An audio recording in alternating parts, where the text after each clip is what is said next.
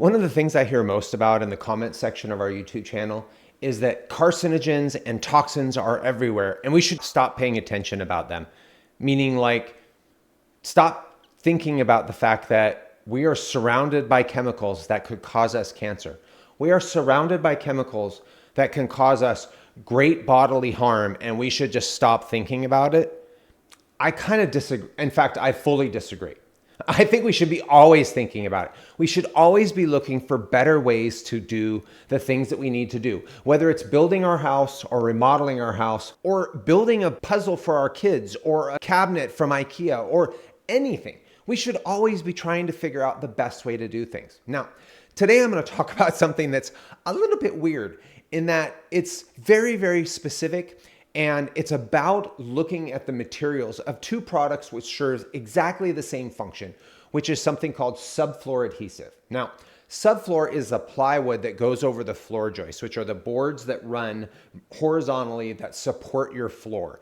Now, the subfloor is the plywood. It's not the finished floor. It's not the carpet or the vinyl. Hopefully you're not using vinyl, or the hardwood floor or the pergo. It is the subfloor. So it's the structural part of the floor system. Now in California, the subfloor is really, really important because we have earthquakes. And if the floorboards come apart, the house is more likely to be damaged by earthquakes. We want to make sure that that subfloor is very, very strongly attached to the underlying floor joist.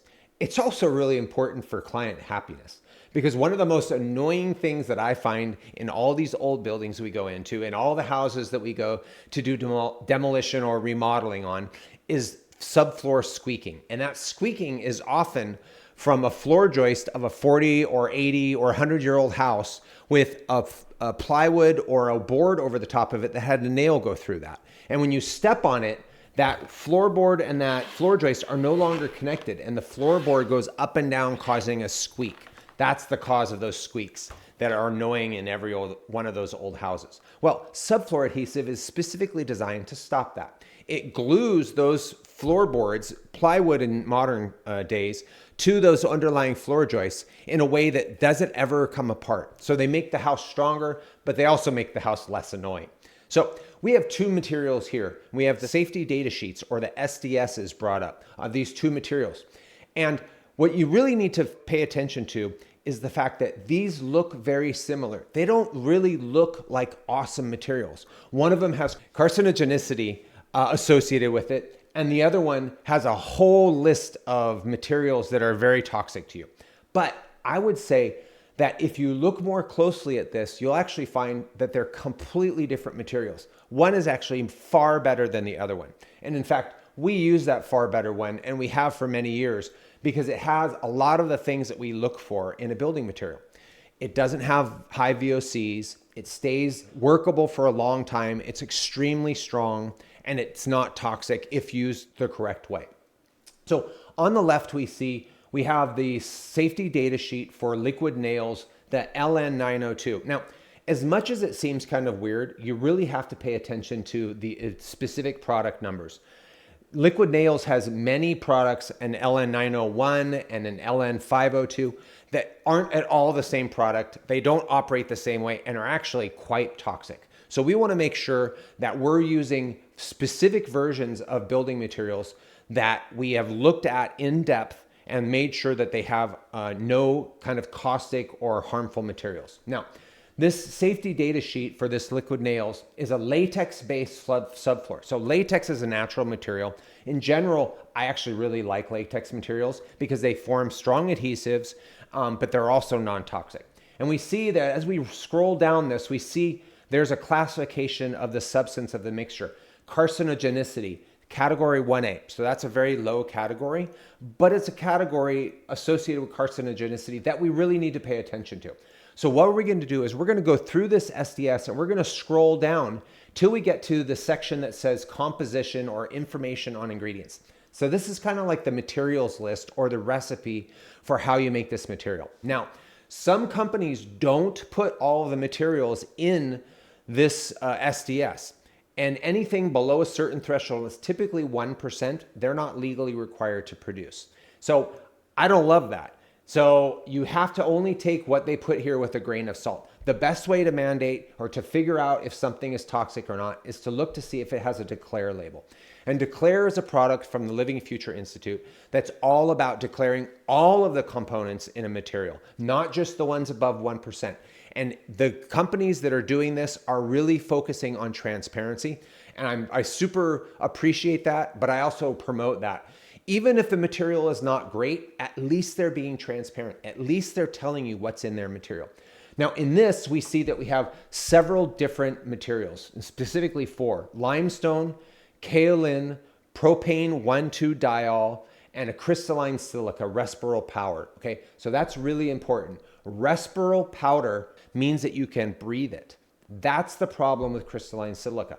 If crystalline silica goes to become an aerosol, then it can be very toxic to your lungs, and it can cause an illness called silicosis, which can lead to stiff lungs. It's the same material that you heard about all those people in Eastern California that were getting cardiopulmonary disease called silicosis, that were dying because they were sanding without proper protection countertop materials like quartz and silestone and other stone-like materials with lots of silica in them.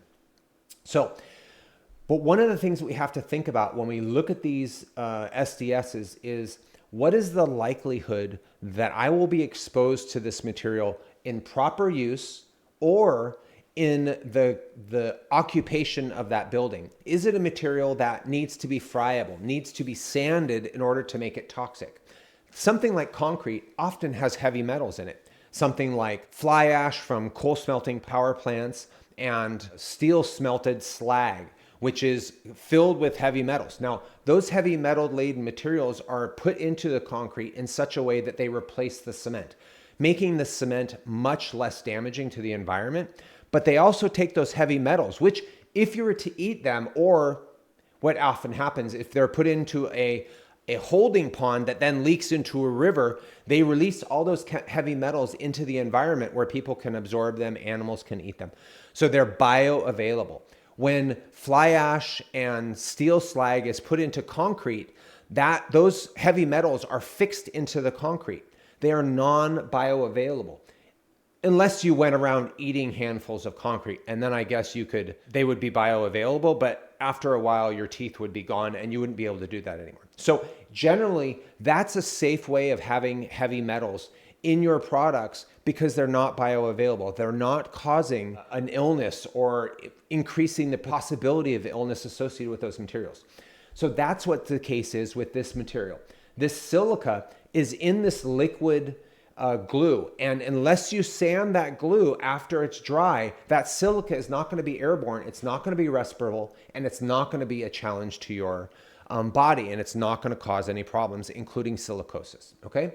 Now, if we look at the next section, which is the SDS for the Advantec subfloor glue, that Advantec glue doesn't have that same consideration when we look at the SDS.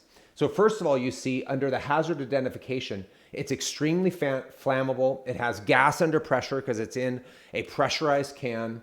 It causes skin irritation, eye irritation, may cause allergy or asthma-like symptoms. That's because it is evolving a gas, and that gas is causing all of these issues. May cause allergic skin reaction, respiratory irritation, or damage to organs through prolonged or repeated exposure. Now, if this is a subfloor adhesive, the owners of the house are not going to be exposed to this, the physical glue that is going down, but they certainly will be exposed to the gases. But the workers are exposed to that just by using this material. Most workers in the field are not using gloves and respirators when they put this stuff down. They're outside, they're carpenters, they're working hard, and they're getting stuff done, but they're exposing themselves to this material. This is also evolving that gas into these houses where it's going to be collected. Now, does it say how long that gas is being evolved? Is all of that gas evolved before the house is enclosed? Maybe, or maybe not. If it's a remodel and it's occupied during construction, that gas is going into the house while the people are living there, and it's exposing those people to all of these issues. So if we go down in this sheet and we look at more of these things, We see long lists of precautionary statements. We see chemicals that are listed here. And one of the things I really hate is when companies put trade secret on their SDS. So here's a material. It could be completely innocuous, or it could be plutonium.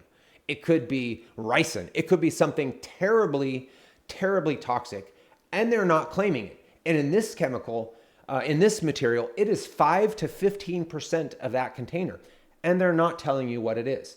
That is not transparent. That is protecting their butts and not protecting their clients and their consumers. I really hate that. This is also filled with something called diphenyl methyl diisocyanate.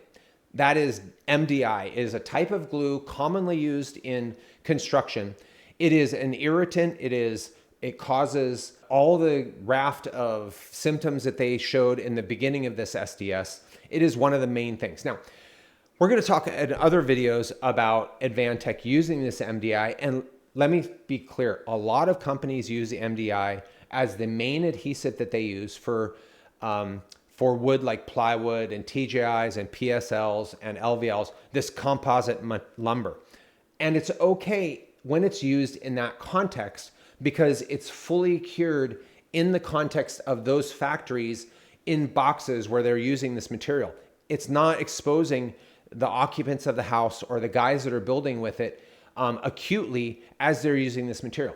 That is not the case with this subfloor adhesive. The subfloor adhesive is put on out of a pressurized can, and the MDI is freely released into the environment. Now, Advantec or Huber Woods, which is the manufacturer, actually put on their subfloors that the MDI is fully cured and that there is no free MDI. And they know this is important because MDI is an irritant. So they make sure that they're doing that with their lumber, but they're not making sure they do that with their subfloor adhesive. Now, is MDI the only glue that they could use? No, it's not. But it's one of the most common, and it's what they're using here. I don't like that. They can use a better material. It's probably more expensive, and that's why they're using it here. Now, is that the only problem I have with this material? No, it isn't. They have other MDI. They have dimethyl ether, which is a very potent solvent that's used to make that MDI soluble in the can so it doesn't set. It also using isobutane, which is a propellant used in the cans, and propane, which is another propellant. Those are both flammable. Now, you could get excited about the flammability of this material. I'm actually not terribly excited. These aren't horrible gases. They're fairly common as cooking stove fuels and things like that. You don't want to run around burning the material that comes out of this can, but most people that I know in the construction industry are very safe about this stuff. Obviously, they should have warnings. They have ample warnings in this SDS. They probably have ample warnings on the cans telling you not to use it near a flame source.